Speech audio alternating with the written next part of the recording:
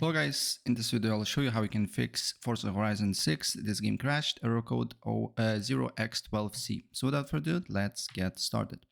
So basically this issue is related to network ports. So what you need to do here is to go to view network connection and look if you have two ports of connection enabled. So I have Wi-Fi and Ethernet. So what you need to do first is to disable Ethernet here and leave it with a Wi-Fi. And look if the problem persists after that.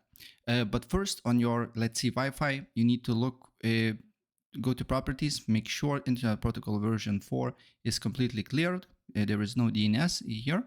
And then also go to settings and go to network and internet, advanced network settings, and network reset, and reset your network as well.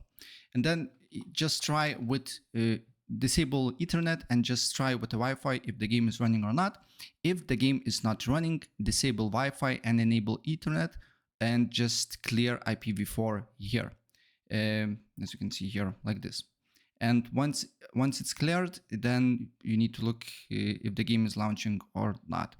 So basically it's conflicting ports, and that's why you're getting this error here. So tell me in the comment section below if I helped you or not. So that's pretty much it.